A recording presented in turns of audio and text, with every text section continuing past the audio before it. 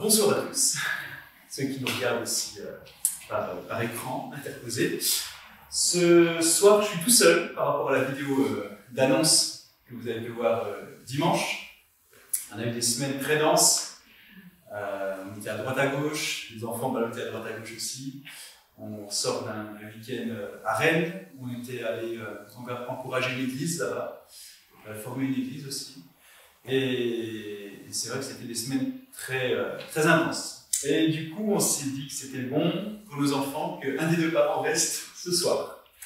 Parce que depuis jeudi soir, autant vous dire qu'on les a pas vus pratiquement, ils étaient chez ma mère et mon père. Voilà. Donc, c'était bien qu'on stoppe un peu, qu'on calme un peu le jeu. Donc voilà pourquoi Bérénice est restée aussi à la maison ce soir. Voilà.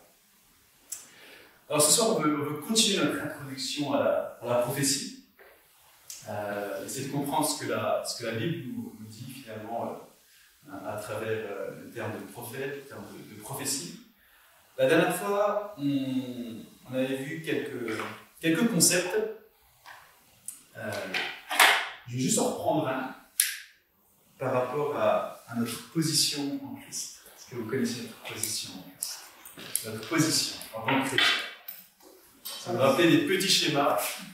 Ah, il y en a qui ont suivi, je crois. Assis avec Christ dans les lieux célestes. Yes, amen. Ça, c'est notre position. Assis avec Christ dans les lieux célestes. C'est développé dans le livre d'Éphésiens. Donc, il y a plusieurs lieux qui sont décrits dans la Bible. Il y a les lieux célestes et les lieux. Pas la question piège, hein. Les lieux comment? Célestes. Et la Bible parle de ces deux lieux, du Dieu créateur du ciel et de la terre. Et on a été bien sur terre, mais notre position spirituelle, elle est en Christ, dans les lieux célestes. Alors dans les lieux célestes, effectivement, il y a Jésus. Il y a qui d'autre? On va aller vite, c'est des choses qu'on a déjà. Le Père, l'Esprit. Ouais, Dieu. Le Saint-Esprit, je pourrais rajouter les anges, les chérubins, les archanges, les créatures célestes, les sept êtres vivants. Bref, on pourrait aller très loin dans tout ça. J'ai pas le temps de développer ça ce soir, donc on peut passer plusieurs soirées à développer ce qu'il y a dans les lieux célestes, dans le conseil de Dieu. Et nous, notre position, à nous chrétiens, les chrétiens c'est le petit Christ, c'est pour ça que j'ai une petite croix à côté de Jésus. C'est assis en Christ dans les lieux célestes. Voici notre position. Elle est nulle part ailleurs. Et tout ça est permis par la croix de Jésus-Christ qui relie les lieux célestes et les lieux terrestres, opérant une réconciliation avec Dieu à travers le sacrifice de Jésus-Christ et aussi entre les hommes. Une réconciliation possible de manière verticale et horizontale.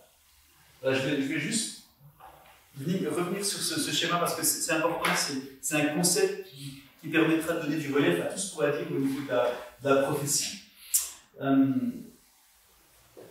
Vous savez, le fait qu'on soit assis dans les lieux célestes, en Jésus-Christ, ça sous-entend qu'on peut tous entendre Dieu nous parler et parler à Dieu. Ça, c'est rendu possible par le sacrifice de Jésus-Christ. Et c'est la définition de la prophétie, l'agent prophète. C'est entendre Dieu nous parler et parler à Dieu. C'est ça un prophète. C'est ça la prophétie. Il ne faut pas chercher des choses très compliquées. Avant tout, c'est ça. Et avant toute chose, on avait vu que la prophétie, avant de parler, avant la parole, la prophétie, avant toute chose, c'est une rencontre. C'est vraiment une rencontre. J'insiste sur ça, on l'a dit la dernière fois, mais vraiment, la prophétie, c'est véritablement une rencontre de Dieu avec nous. Pour que vous ayez l'image de la rencontre en tête, moi je trouve qu'une des plus belles images de la Bible, c'est dans Genèse 3, vous savez, quand Adam et Ève désobéissent à Dieu, ils vont se cacher. L'homme a toujours peur de la prophétie, de parler à Dieu. Et dans ce jardin d'Éden, il se cache, puis à un moment donné, on entend que la voix de Dieu, elle parcourt le jardin, le roi de Dieu. Donc c'est le souffle de Dieu. Donc il y a ce souffle de Dieu. Ce souffle de Dieu qui parcourt le jardin. À un moment donné, la voix de Dieu, elle intervient. Adam, où es-tu? Où es-tu, Adam?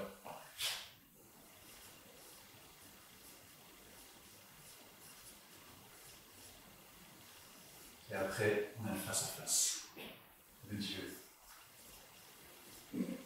avec l'homme.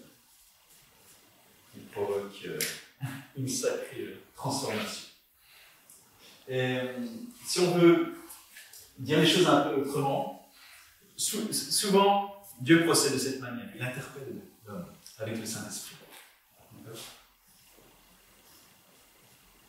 Après, il lui parle dans la parole. La parole, c'est qui? La parole incarnée, Jésus.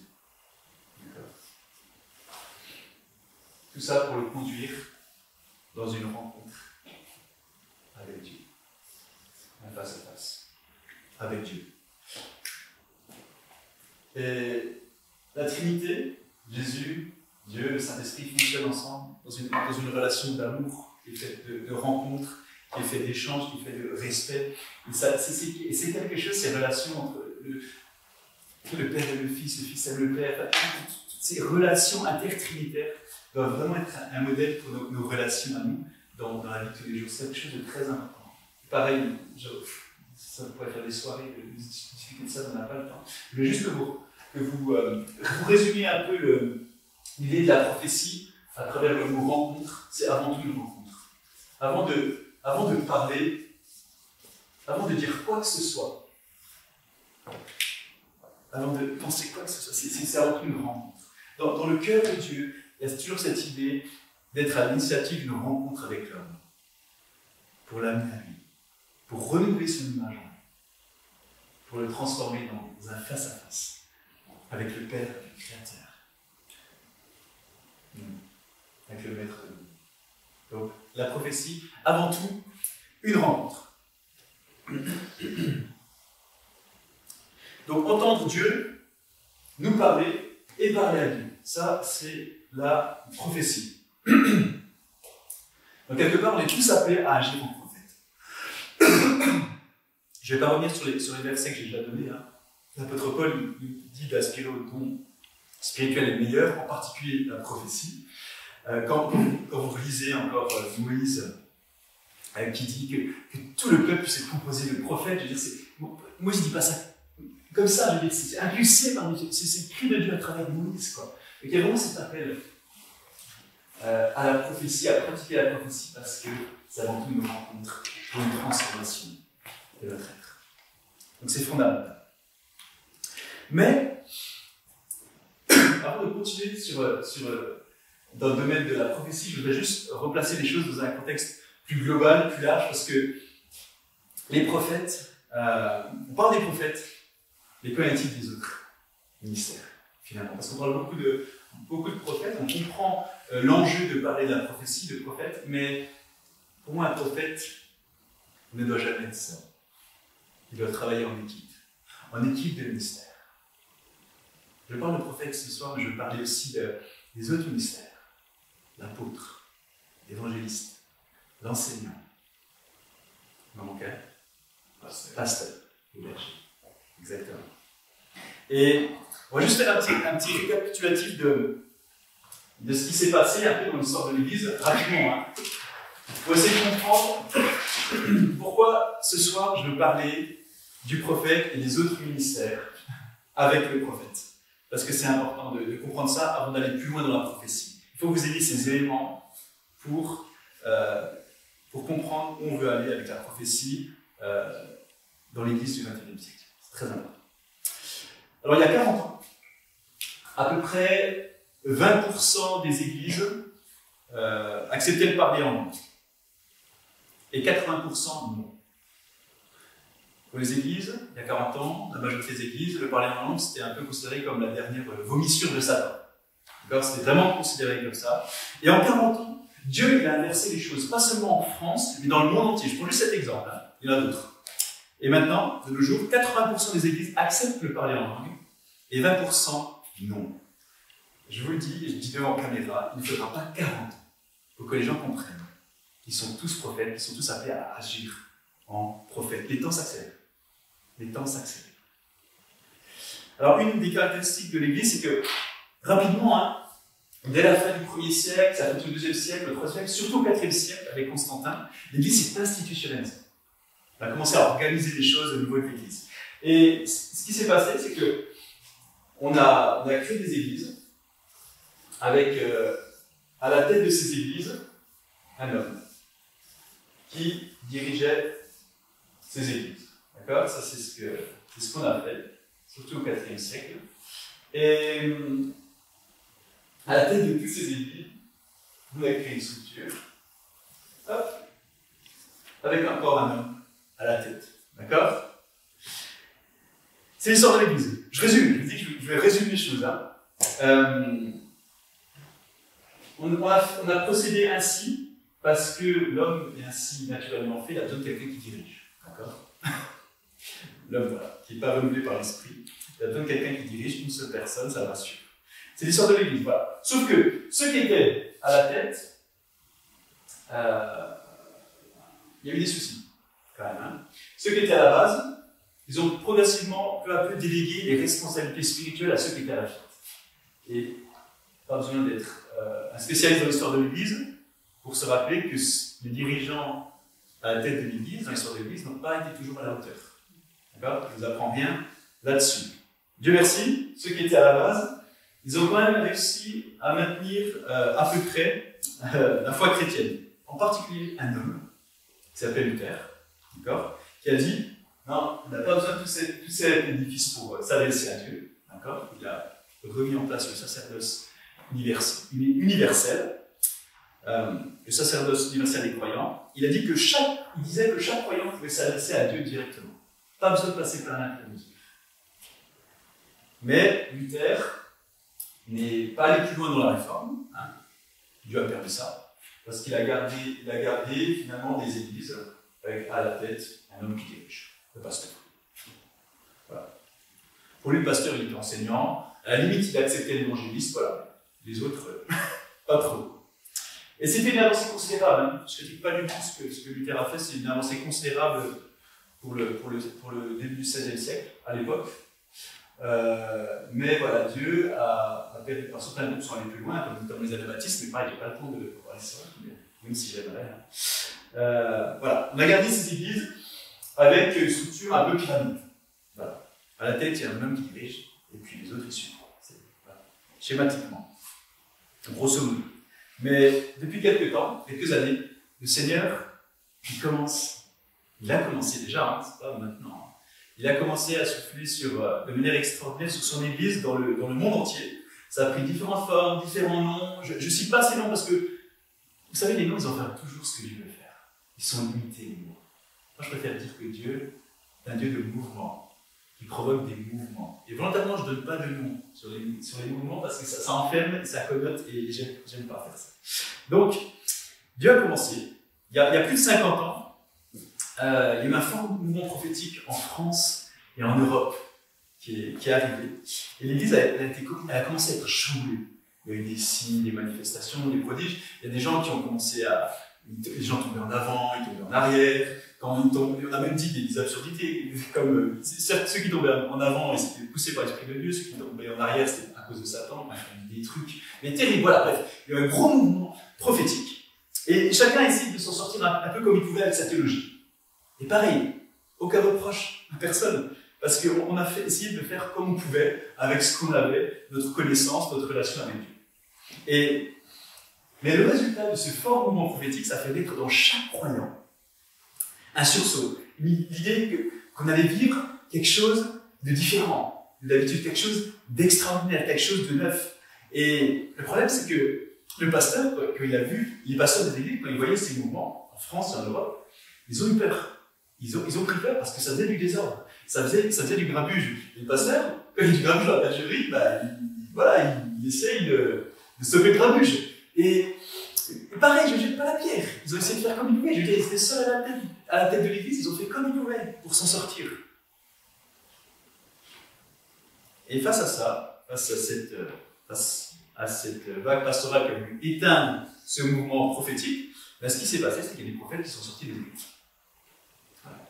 Les prophètes sont sortis des églises, ils ont commencé à se réunir, des ministères prophétiques, ils sont réunis certains en église de prophètes, mais le problème c'est que quand tu restes qu'entre prophètes, là, tu tournes en rond, tu ne travailles pas avec les autres.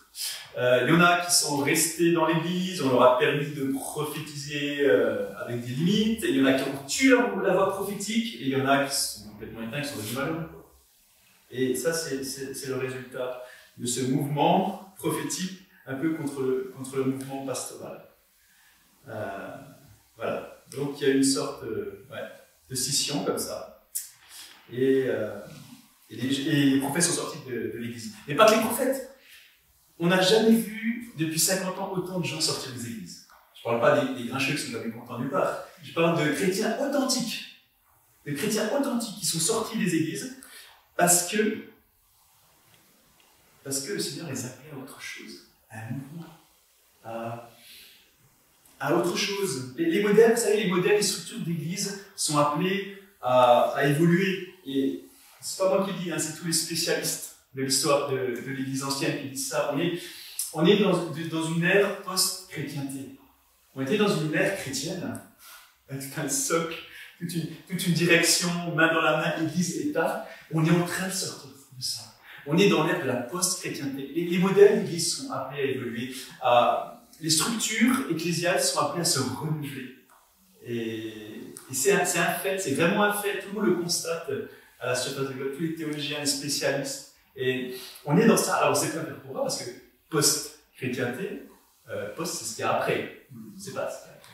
D'accord ? Mais on sait qu'il va y avoir une nécessaire réadaptation des structures de l'Église.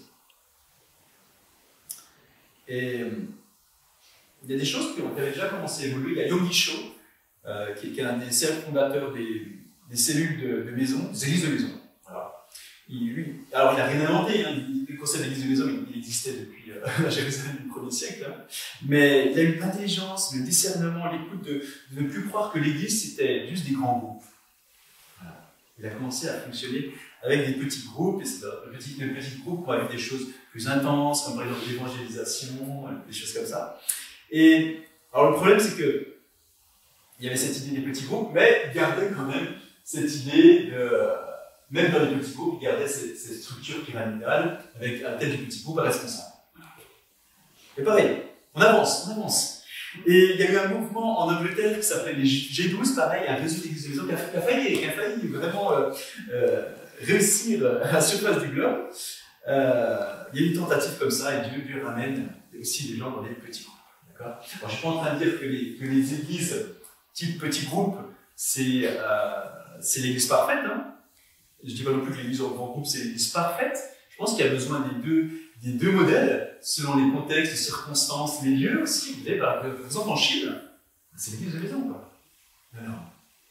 Et dans d'autres pays, c'est l'église en grande assemblée, en grand groupe, quoi. Il y a des moments, il y a des temps, il y a des contextes où il faut les grands groupes, il faut les petits groupes, il faut les deux. Voilà, Dieu fait la situation politique, exactement, le contexte. Et c'est la volonté de Dieu. Voilà. Mais, il y a quand même cette idée de l'Église du XXIe siècle est appelée, en s'inspirant des modèles chrétiens authentiques, bibliques, à faire évoluer ces structures. Mais toujours en basant sur la parole de Dieu, toujours en faisant référence à la parole de Dieu, parce qu'on va partir dans plein de choses différentes. Et si la base est la parole de Dieu, alors les choses sont carrées. Alors l'autre chose qui a perturbé, après ce mouvement prophétique, il y a 50 ans en France, c'est que chaque chrétien a voulu faire quelque chose. Chaque chrétien s'est dit, je vais être participant à l'œuvre du Christ, au ministère, au service du Christ. En France, on a eu des hommes politiques qui disaient, chaque Français est participant au fonctionnement de la France. Les hommes politiques ont dit ça. Ils n'ont pas tiré ça de leur chapeau, hein. C'est Dieu qui a insufflé ça. Ça vient de Dieu, c'est l'initiative de Dieu. Et le diable a repris ça dans le monde. Le diable aime bien imiter tout ce qui vient de Dieu, mais sans jamais pouvoir l'égaler, ne serait-ce qu'à la cheville. Vous savez, la plupart des chrétiens que je rencontre, ils veulent faire quelque chose pour Dieu. Vraiment. Ils veulent vraiment faire quelque chose pour Dieu. Alors qu'il y a 50 ans, c'était en gros, il y en a un qui faisait, ou quelques-uns qui faisaient, les autres ils s'asseyaient, et puis ils attendaient que ça se passe. Je le prends en disant...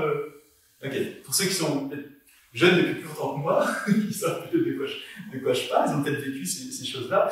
En gros, voilà, on faisait 2-3 petites activités, on donnait notre témoignage, et puis voilà. Ça n'allait pas plus loin, mais il y a quelque chose de beaucoup plus fort, et c'est ça dont je veux parler ce soir avec vous. C'est l'histoire de l'Église, en fait.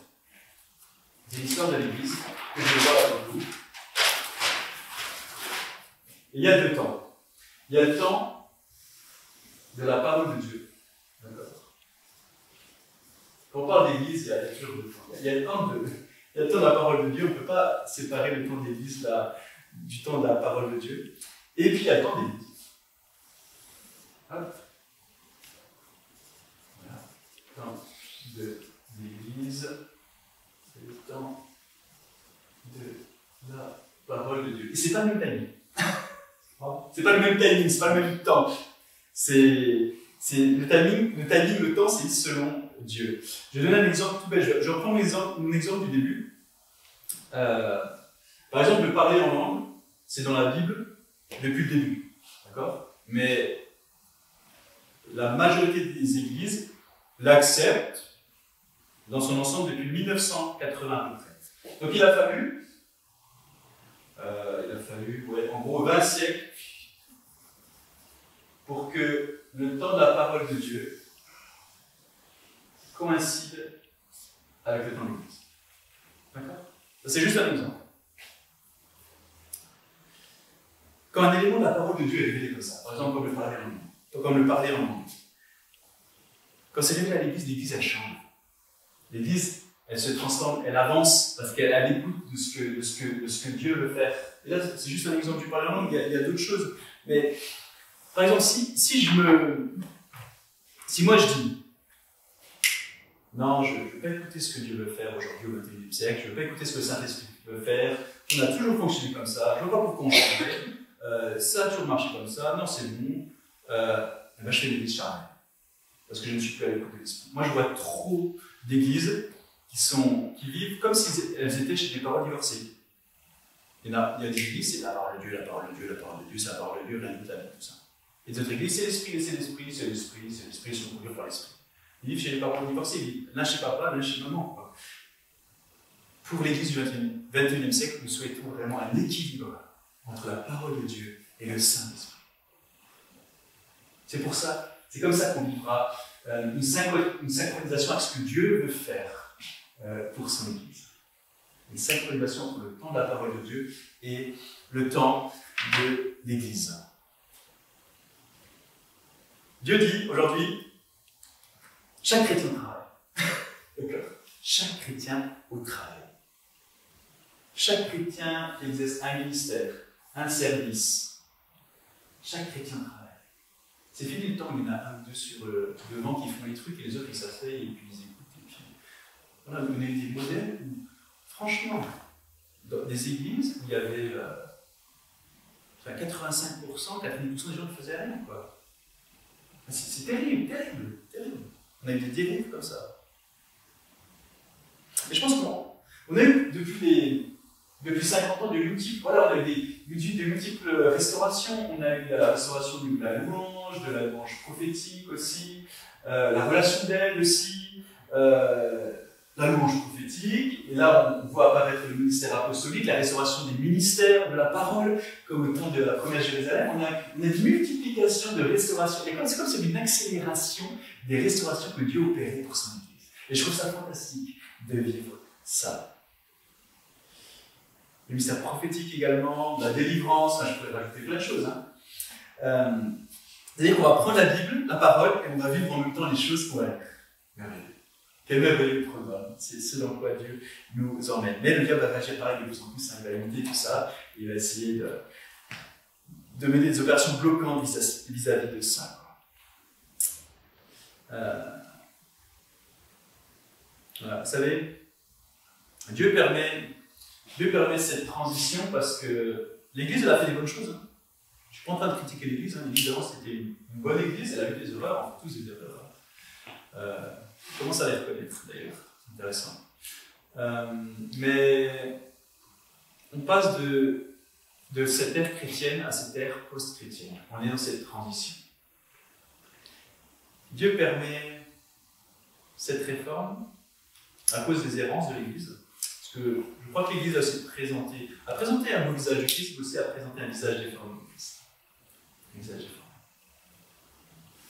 Les abus, les scandales, les divisions ont présenté un visage déformé du Christ. Et ça a engendré de la méfiance, du rejet, du désintérêt de l'Église par nos contemporains. Nous sommes en crise. Le monde est en crise. L'Église est en crise. La spiritualité est en crise. Et je pourrais vous donner plein de chiffres, on n'a pas le temps, je passe. On n'a pas le temps. Vous savez, du temps de Constantin, où tout le monde était chrétien par volonté impériale, ça m'est passé. Ça m'est passé des choses.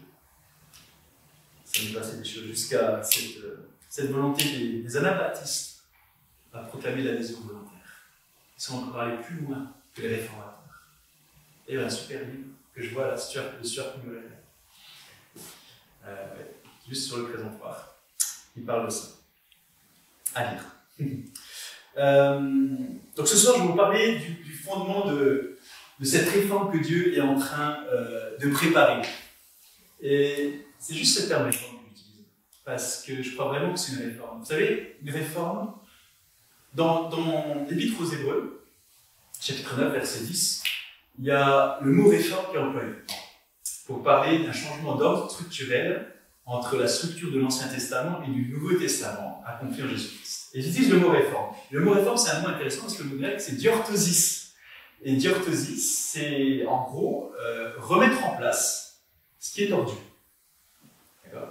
Pour illustrer un peu ça, moi, quand j'étais plus jeune, j'avais des fragilités au genou. J'ai toujours des fragilités au genou, mais quand je joue au foot, quand mon pied droit heurtait un obstacle, la rotule se dévoilait. Donc elle sortait, je l'ai tapé dessus. Voilà. Et le mot diorthosis, réforme, c'est vraiment ça. Cette idée de remettre en place ce qui n'est pas à sa place. Remettre droit ce qui était tordu. C'est pour vous illustrer ce concept. Et je crois vraiment que l'Église, qui a présenté un visage déformé du Christ, a besoin d'une réforme pour présenter un visage correct, authentique, fidèle à la parole de Dieu. Et l'Église est appelée à vivre ça. Et dans ce deuxième mouvement, dans ce changement structurel, dans cette réforme que Dieu est en train de faire, dans cette transition entre l'ère chrétienne et l'ère post-chrétienne, chaque chrétien va exercer le ministère de Christ. Chaque chrétien va exercer le service de Christ. Parce qu'avant, on avait ça. On avait l'estrade, vous avez hop, 1, 2, 3 personnes, et puis les gens, ils étaient. D'accord ? C'est un peu ça. C'est un peu ça l'idée, quand même. Hein. D'accord ? Une église bien pyramidale.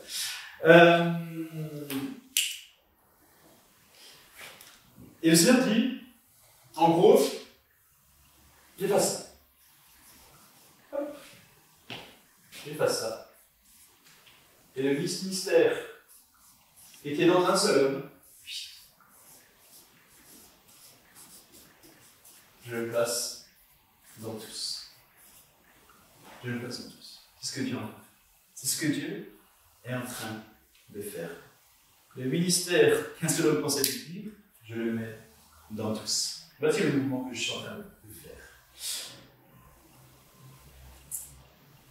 Et jusqu'à présent, quand on était dans l'église, il n'y a pas si longtemps que ça encore, on voyait des gens venir des ministères à lire. Des gens qui, ministère de guérison, ministère prophétique, délivrance, et puis vous étiez là sur votre chaise, vous regardiez le gars et vous disiez, purée, mais il connaît vraiment Dieu, il a accès à des secrets que j'ai pas. Voilà, et non, non, non, non. Aujourd'hui, nous devons comprendre, et ça va être des convictions qui doivent, on doit passer du système de croyance à un système de conviction, trouver que Dieu nous fasse trouver ce pont entre la tête et le cœur pour que ces convictions elles deviennent inébranlables, que nous sommes tous assis dans les deux sexes. Et comme nous sommes tous assis dans les lieux célestes, en Christ, si on est assis en Christ dans les lieux célestes, on est co-héritier avec Christ. On a accès au ministère de Christ. Christ veut exercer son mystère en nous tous. C'est pas écrit, les pasteurs sont assis en Christ dans les lieux célestes. Et les chrétiens sont là. Non mais, volontairement, je pousse les choses. Hein. Non, on a tous accès au Saint-Esprit, aux dons, aux fruits, au ministère du Christ. Tous les chrétiens. 1 Pierre chapitre 2, verset 9 dit « Vous au contraire, vous êtes un peuple choisi, des prêtres royaux, une nation sainte, un peuple racheté afin de proclamer les louanges de celui qui vous a appelé des ténèbres à sa merveilleuse lumière. » Apocalypse chapitre 1, verset 6. « Et qui a fait de nous un royaume des prêtres pour Dieu, son Père. » L'intérêt de ce texte, c'est de dire que le ministère de Christ, il est pour tous. Il est pour tous. Il est pour tous. Et nous sommes là pour vivre les choses que Dieu nous a données. Nous sommes là pour vivre les choses que Dieu nous a données. Qu'est-ce que Dieu nous donne? Quel est le plus grand don de Dieu? Je vous ai.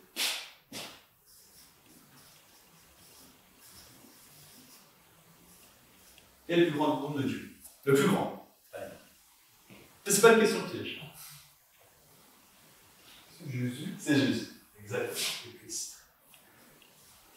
Car Dieu a tant aimé le monde qu'il a donné Jésus-Christ, son Fils unique, avec qui quiconque croit en lui ne périsse point, mais qu'il ait la vie éternelle. D'accord? Ensuite, Éphésiens chapitre 4, verset 7. On va voir que Jésus nous donne des choses. Cependant, à chacun de nous, la grâce a été donnée à la mesure du don de Christ. C'est lui qui a donné les uns comme apôtres, les autres comme prophètes, les autres comme évangélistes, les autres comme bergers et enseignants. Il l'a fait pour former les saints aux tâches du service en vue de l'édification du corps de Christ. Donc le Père donne le Fils. Et que donne le Fils? Qu'est-ce qu'il donne? Saint-Esprit. Dans ce que j'ai lu, on va y venir au Saint-Esprit. Cependant, à chacun de nous, la grâce a été donnée à la mesure du don de Christ. C'est lui qui a donné les uns comme apôtres, les autres comme prophètes, les autres comme évangélistes. Okay. Donc, Jésus donne les ministères. Apôtres, prophètes, évangélistes.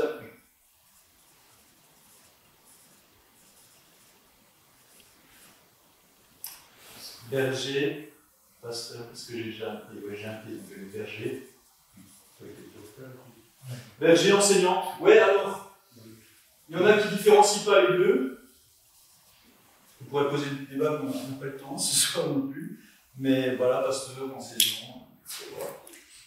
Moi, ouais. Les 5, ça me va bien. Si on peut regrouper, il n'y a pas de souci. Donc, ça, c'est les 5 ministères. Donc Dieu nous donne Jésus nous donne ça, les 5 ministères. Alors il nous donne plein d'autres choses, Jésus-Christ, hein, mais je veux volontairement axer sur les 5 ministères parce que la parole, c'est pas rien. La langue, c'est un petit organe mais qui est capable de bien des tourments, bien des bénédictions. Au pouvoir de la langue, il y a la vie comme la mort. Donc je préfère présenter ces choses bien en premier. C'est important. Et c'est pas que le prophète qui a l'apanage de la parole au ministère de Christ. Dieu donne Jésus donne les 5 mystères, Dieu donne aussi, on l'a dit, hein, tu l'as dit, le Saint-Esprit, d'accord. Okay. C'est ce qu'il dit dans Corinthiens 12, verset 4, il y a diversité de dons, mais le même esprit, diversité de service, mais le même Seigneur, diversité d'actes, mais le même Dieu qui a. Or, à chacun, la manifestation de l'Esprit est donnée pour le bien de tous. En effet, à l'un est donné par l'Esprit par de sagesse, à un autre par la connaissance, par le même Esprit, à un autre la foi par le même Esprit, à un autre des dons de guérison par le même Esprit, à un autre la possibilité de faire des miracles, à un autre la prophétie, à un autre le discernement des esprits, à un autre diverses langues, à un autre l'interprétation des langues. Mais toutes ces choses, c'est un seul et même Esprit qui les accomplit en distribuant chacun en particulier comme il veut. Donc le troisième don, c'est le don du Saint-Esprit. Bon, il manque les dons naturels de l'homme qu'on pourrait rajouter, hein. Mais je vais juste poser une autre base avant de terminer ce schéma. On viendra au don de Dieu, au don de Christ, au don du Saint-Esprit. Mais juste avant, je voudrais juste dire que le ministère de Christ, c'est pas que la parole, justement. Avant d'aller plus loin, c'est pas que la parole. Dans Actes chapitre 6, versets 1 à 4, il est écrit la chose suivante. En ce temps-là, le nombre des disciples augmentant, les hellénistes murmurèrent contre les Hébreux, parce que leur veuve était négligée dans la distribution qui se faisait chaque jour. Les 12 convoquèrent la multitude des disciples et dirent « Il n'est pas convenable que nous laissions la parole de Dieu pour servir aux tables. » C'est pourquoi, frères, choisissez parmi vous 7 hommes de qui l'on rende un bon témoignage, qui soient pleins d'Esprit Saint et de sagesse, et que nous chargerons de cet emploi. Et nous continuerons à nous appliquer à la prière et au ministère de la parole. Vous connaissez ce texte? Dans ce texte, il y a 2 services qui sont décrits. Quels sont ces services? Servir au table. Ouais. Il y a le service de table. Une table. Ok. Et le deuxième service.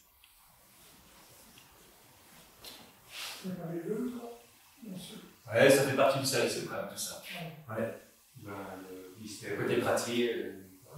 Ouais, la parole. Exactement. Service de la parole. Okay. On va dire service aux tables sera plus pratique et service de la parole plus spirituel. Entre guillemets. Je mets des guillemets, j'explique pourquoi. Parce que ça a été considéré comme ça, mais c'est pas juste de considérer comme ça. Les deux sont spirituels.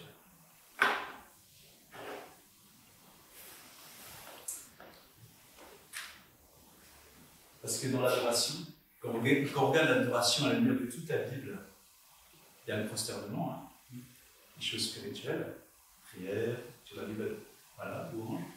Mais il y a aussi le service pratique, et c'est l'adoration, le service pratique. Je tiens à dire, les deux sont spirituels, il n'y en a pas un moins important. Et on va le voir tout de suite à travers les mots. Il n'est pas convenable que nous laissions la parole de Dieu pour servir aux tables. Et le mot servir, c'est le mot diaconéo. Qui a donné diacre. Diaconé. Ensuite, c'est pourquoi, frère, choisissez parmi vous 7 hommes de qui l'on rende un bon témoignage, qui soient pleins d'Esprit Saint et de sagesse, et que nous chargerons de cet emploi. Et nous continuerons à nous appliquer à la prière et au ministère de la parole, au service de la parole. Et le mot pour service de la parole, au ministère de la parole, c'est diaconia.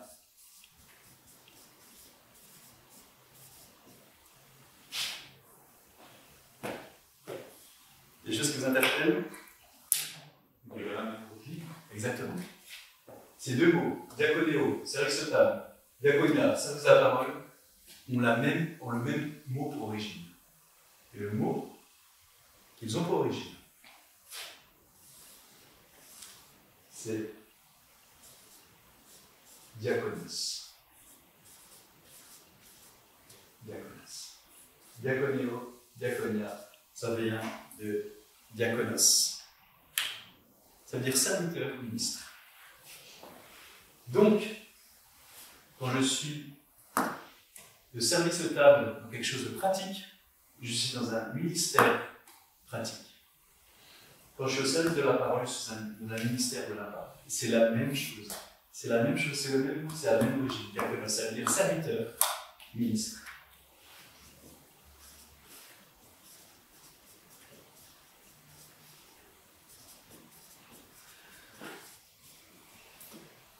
Serviteur aux tables, serviteur de la parole, ministre aux tables, ministre de la parole. Il ne faut pas séparer, il ne faut pas hiérarchiser. C'est le même mot. La même qualification. Donc, il n'y a pas de parole. Le reste est aussi important. Je ne veux pas séparer. Donc, je faisais cette petite parenthèse pour le dire. Je crois que c'est important, très important de le dire, et de poser les choses, parce que ce n'est pas juste de poser les choses. Voilà, on entend des fois des choses un peu surprenantes et c'est bon de revenir à la parole de Dieu pour préciser certains éléments. Donc voilà. vous faites le ministère de Christ, que vous serviez aux tables, que vous serviez à la parole. Ce qui est important, c'est d'être dans ce que Dieu nous demande de faire. Pas de faire pour faire, hein, mais d'être dans ce que Dieu nous demande de faire. On va le voir, finalement, tous ces dons, Dieu qui donne son Fils qui donne les ministères, le Saint-Esprit qui nous équipe pour le ministère, tout ça, ça ne sert à rien. Si moi, je ne donne pas moi-même, si moi je ne me donne pas, tout ça, ça ne sert à rien. Ça ne sert à rien. Ça ne sert à rien. Si je ne me mets pas au service au ministère, si je ne me donne pas, tout ça, ça ne sert à rien. Donc, ces 4 dons, le Fils, les ministères, le Saint-Esprit et moi, ça va être déterminant quand on va parler du ministère, quand on va parler du service. Il faut vraiment les avoir à l'esprit. 1 Corinthiens chapitre 12, verset 11 dit « Un seul et même esprit opère toutes ces choses, les distribuant à chacun en particulier comme il veut. » À chacun en particulier comme il veut. Je ne suis pas la grande théologie, hein. Chacun, ça veut dire tout le monde. Hein. Le Saint-Esprit donne à chacun comme il veut. On va revenir au texte d'Éphésiens chapitre 4, verset 7. Mais à chacun de nous, la grâce a été donnée selon la mesure du don de Christ. Il a donné les uns comme apôtres, les autres comme prophètes, les autres comme évangélistes, les autres comme pasteurs et docteurs. Le ministère de la parole, parce que je n'ai pas le temps de parler des autres, et la parole, pourquoi? Parce que la parole c'est important, je viens de le dire, hein, elle a du pouvoir, la parole. Pouvoir de créer, pouvoir de détruire, c'est pour ça que j'insiste sur ça ce soir. Il y a d'autres ministères, clairement, on l'a vu. Le ministère de la parole de Christ, le ministère de la parole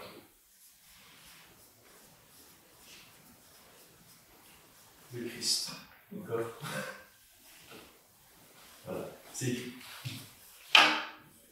Le ministère de la parole de Christ se subdivise, on l'a dit, en 5 ministères.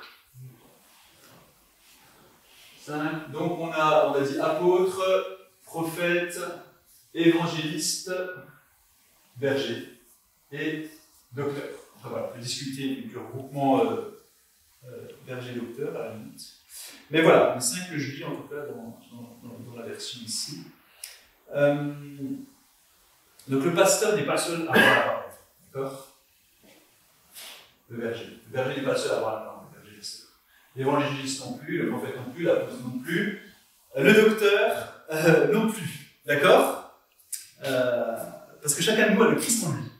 Vous n'avez pas 25% de Christ, vous n'avez pas 50% de Christ, vous avez pleinement Christ. Donc vous avez pleinement le ministère de Christ en vous, lui qui est pleinement parole de Dieu.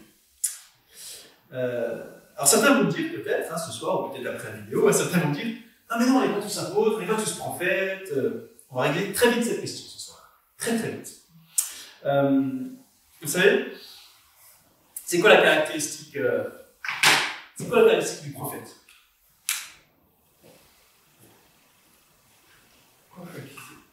Voilà. Il reçoit des révélations, ok, pas de souci. Il entend du bruit, il reçoit des révélations, il les partage. Voilà. Certains cadres. Quelle est la caractéristique de l'évangélisme? C'est ça, faites simple. L'évangéliste, il évangélise, d'accord. La caractéristique du pasteur, il pasteurise, voilà, il prend soin. Quelle est la caractéristique de l'enseignant? Il enseigne. Quelle est la caractéristique de l'apôtre? Il apostolise. Il a une vision de l'organisation des choses, des structures, il organise, il coordonne. Voilà. En posant la question à des pasteurs, hein, je leur dis, est-ce que tu as conscience que Dieu t'utilise parfois comme pasteur? Dieu m'utilise comme pasteur, forcément je suis pasteur. Et je leur dis, est-ce que tu as conscience parfois que Dieu t'utilise comme évangéliste? Ils me disent, oui, bien sûr. Oui, des fois, je vais amener un seul l'œuvre d'un évangéliste. Voilà, fais l'œuvre d'un évangéliste. Est-ce que tu as conscience que Dieu t'utilise parfois comme un enseignant? Ah oui, les jeunes sermons.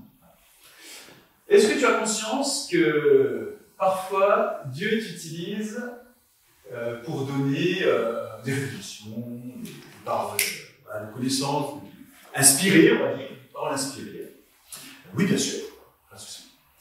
Est-ce que tu as conscience que Dieu t'utilise des fois pour porter une vision, pour développer une structure, pour faire avancer le royaume, organiser, coordonner? Oui, bien sûr. Alors, qu'est-ce qui empêche que moi je vive ces choses-là? Parce que toi, tu les vis. Qu'est-ce qui empêche que moi je le vive? C'est l'estrade. C'est l'estrade de ta vie.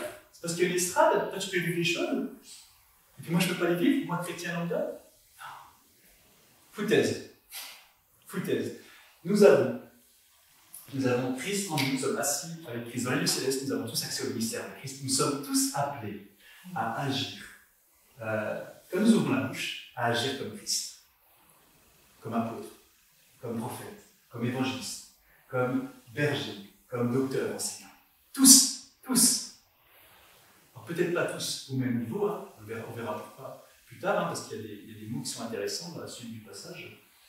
Mais nous sommes tous appelés à laisser Christ exercer son ministère. C'est pas mon ministère. Je suis pasteur, je suis apôtre, je suis berger, je suis machin, je suis truc, je suis pas chose distribuer des titres, ça me fait du bien. Non. Non, je laisse le ministère de Christ œuvrer en moi, pour sa gloire. C'est tout. Comme un canal. Comme un canal. Comme un canal.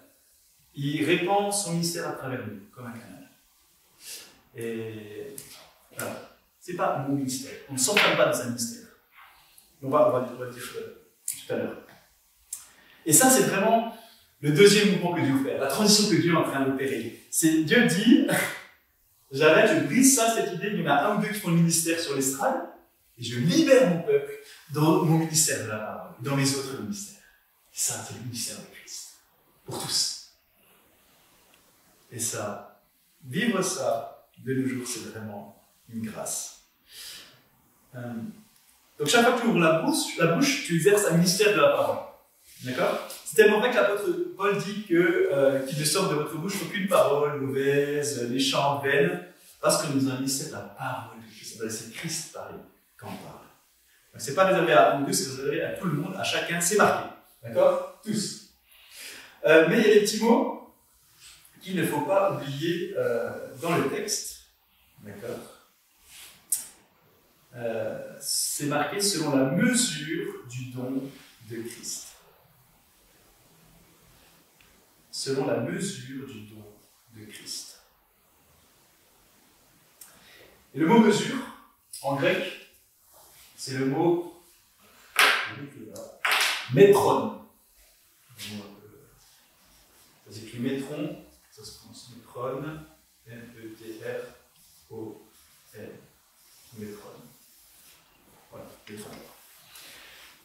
Donc, le ministère de Christ, il y en a tous. On est tous appelés à agir, comme apôtre, prophète, évangéliste, berger, docteur, quand on ouvre la bouche, d'accord, puisqu'on a Christ en nous, qui exerce son ministère en nous.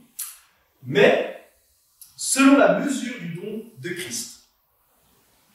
Le terme métron, ça fait référence à un instrument de mesure. D'accord? Je vais prendre par exemple un thermomètre, d'accord, ça mesure la température. Donc, il y a des mesures pour les ministères. On va essayer d'illustrer ça. Comme ça. Hop. Hop. 8. Hop, c'est 0. 5. Voilà. On continue. Donc,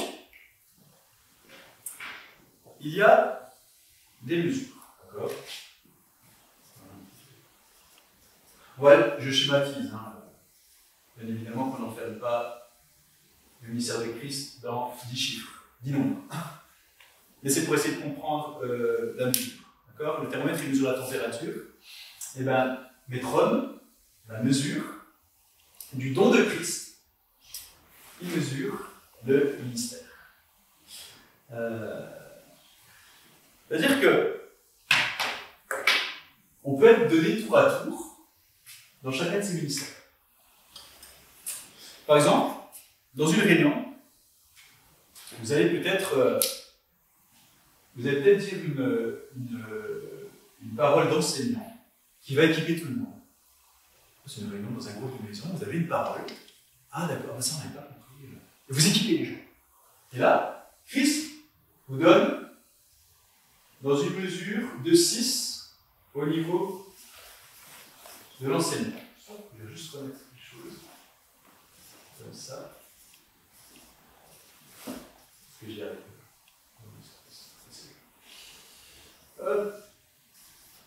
Enseignant, berger, évangéliste, pasteur, apôtre. Puis voilà. Et puis il y en a peut-être un autre, il va donner une parole prophétique, et puis ça va un peu plus. D'accord? Et puis voilà, il va donner à mesure de 2. Ça n'équipe pas trop, voilà, ça ne parle pas trop. Des fois ça peut parler plus tard.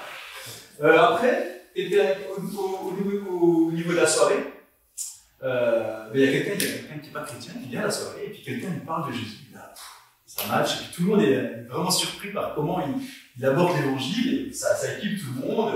Voilà, il est comme évangéliste à un niveau de 7. Après, on pourrait continuer comme ça, hein, quelqu'un qui dirige la soirée d'une certaine manière, qui impulse une vision, voilà, il est donné comme apôtre, à un certain niveau, et puis quelqu'un, il y a une personne qui est triste pendant la soirée, qui a vécu des situations tragiques et difficiles.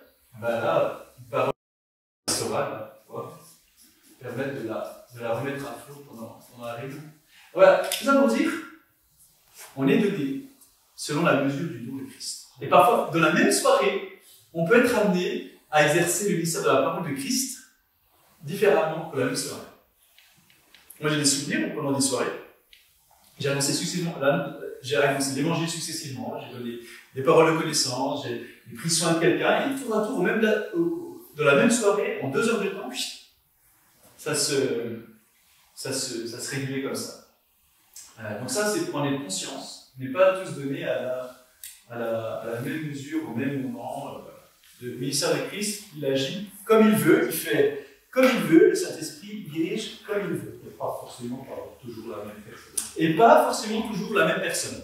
Alors, il y a des personnes chez qui, par exemple, il y aura peut-être une dominante. Il y aura par exemple des personnes au niveau de la personnalité de l'évangéliste, il y aura quelque chose de dématique.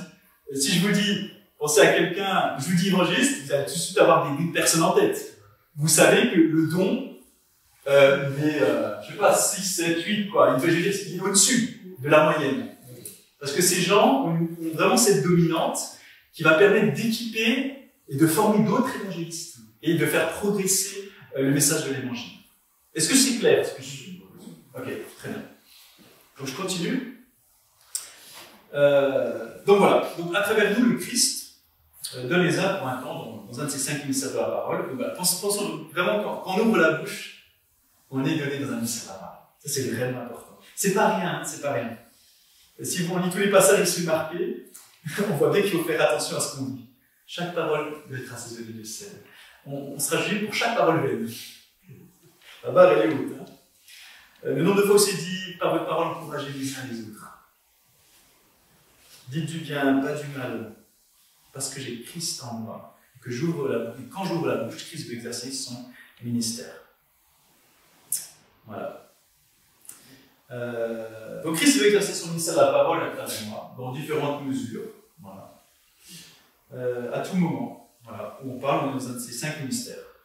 Donc, que ce soit en famille, avec des amis, des collègues, au travail, des voisins, voilà. Pourquoi les pasteurs ont le droit à ça et pas nous? D'accord? Chacun porte le Christ. C'est le ministère de Christ pour chacun. Alors, comment je sais à quel métron je suis nommé? À quel métron je suis né, à quel métron je suis au niveau de l'apostolat, du prophétique, de l'évangéliste, du berger, du docteur, d'enseignant. Ben, c'est simple.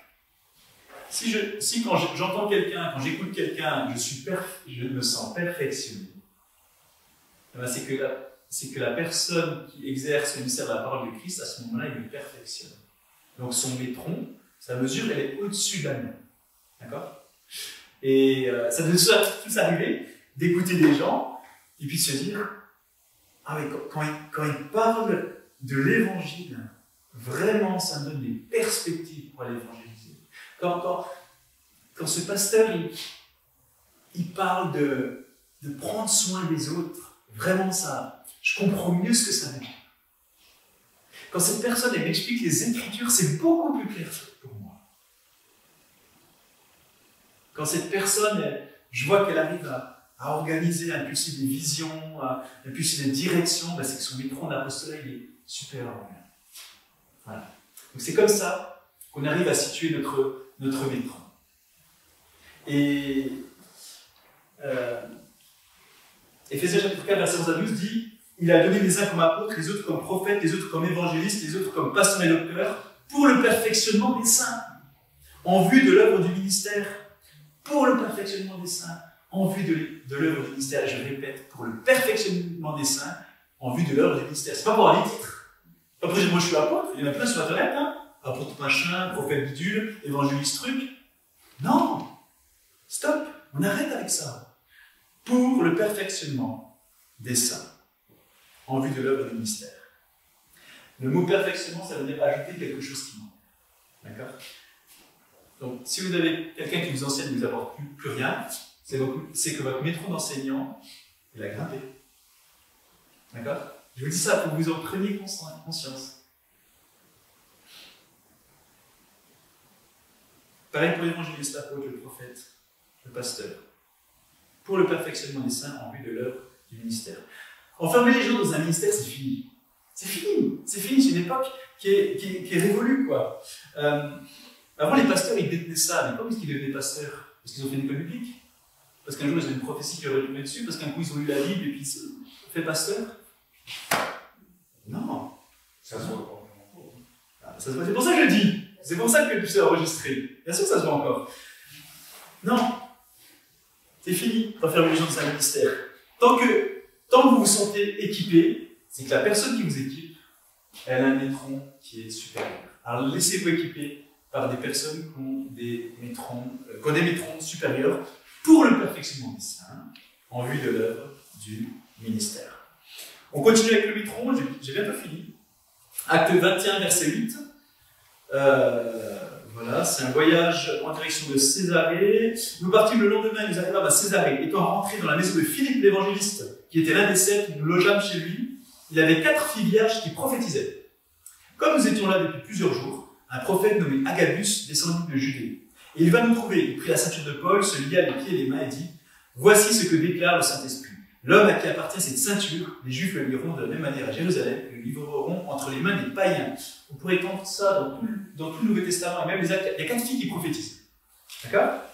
Donc le Christ utilise, avec ses filles, on va dire, un ministère prophétique de 1.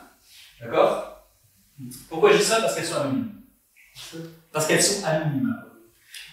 Et Agabus, on va dire qu'il utilise un ministère le plus élevé. Il est nommé, en plus, Agabus, il a appris certaines choses, il a cette personnalité prophétique. Donc, Agabus, il va peut-être plus être situé à un niveau plus au-dessus. Ok? Et tout ça pour dire, ça veut dire qu'à un certain niveau de ministère, on devient une personnalité dans le ministère. Alors je dis ce terme, je vais expliquer ce terme parce que ce terme il est connoté. Hein. L'idée c'est pareil, hein, c'est pas de faire un titre, hein, mais il y a certains moments, Dieu va utiliser certaines personnes pour équiper et perfectionner son Église de manière plus large. Vous savez, dans la Bible, c'est marqué, dans Corinthiens, je crois, il faut que je le retrouve. C'est dans 2 Corinthiens. Tac, tac, tac. Je retrouve le passage. Ouais. Parce que ça, c'est important de le dire. Ouais. Ah oui, c'est ça, 2 Corinthiens, chapitre 10, verset 15.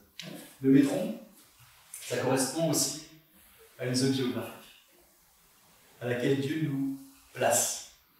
D'accord? Le problème, ce serait d'avoir des gens qui sont placés en situation d'autorité, dans une sphère élargie, et ils n'ont pas le métron qui correspond. Donc j'explique. Hein. Par exemple, vous avez la réunion de maison. D'accord? Vous avez la réunion de maison. Et dans cette réunion de maison, vous avez par exemple, je sais pas, on va prendre Gérard. Personne. Je ne connais pas Gérard, hein, peut-être. Donc il n'y aura pas de message de ma part. Gérard, il avait une maison, et puis quand il parle, eh ben, on se sent encouragé. Ça nous fait du bien, ça nous console, ça nous, voilà, il passe le il fait le berger, il prend soin de nous. Et voilà, on se dit qu'il nous équipe, il nous perfectionne. Donc peut-être que voilà, il y a un niveau au-dessus dans le groupe de maison par rapport au ministère de la parole, au ministère du berger. D'accord?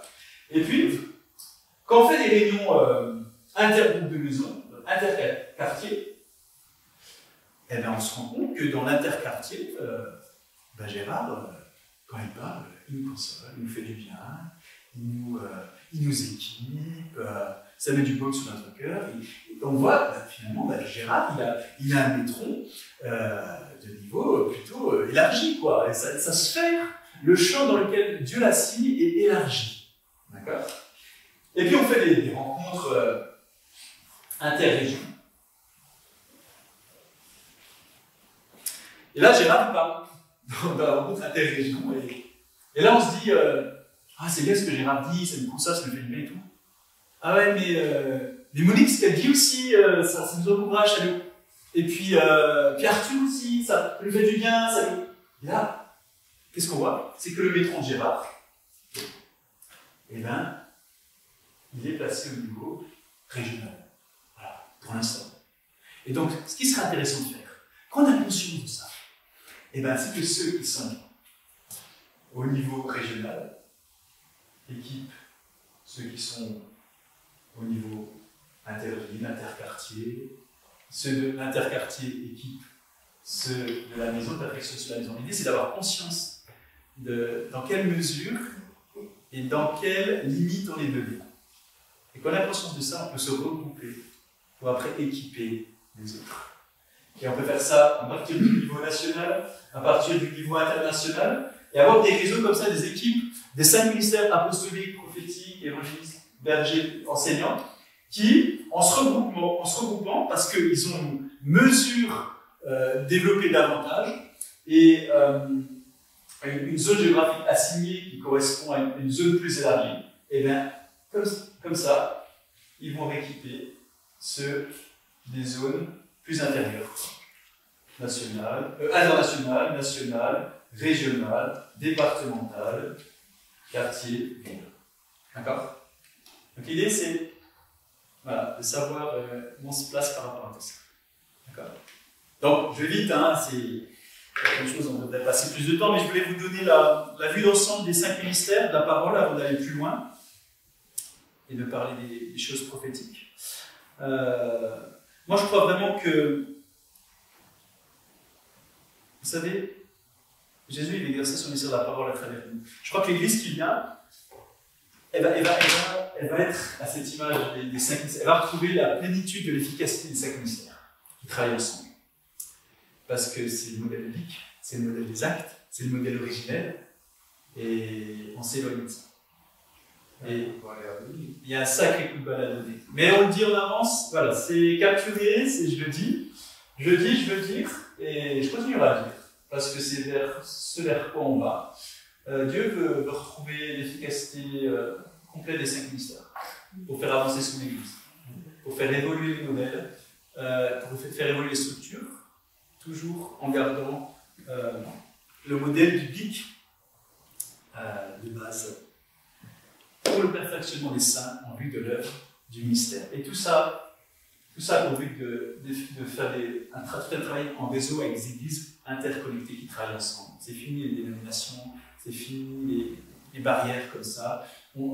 Christ est en train de rassembler son église. Vraiment, je crois, il est en train de faire quelque chose d'assez intéressant à la surface de la terre, et il y a beaucoup de choses. Il y a vraiment de choses. Et je crois que le travail du ministère de la parole de Christ, il est pleinement dans ça. Remettre des équipes de 5 ministères à leur niveau, à leur mesure, pour impulser un changement dynamique pour les églises du XXIe siècle. Voilà tout l'objectif.